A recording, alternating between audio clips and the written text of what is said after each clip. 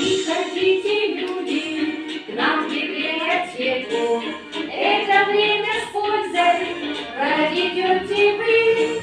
Жить нельзя без книги в 21 веке.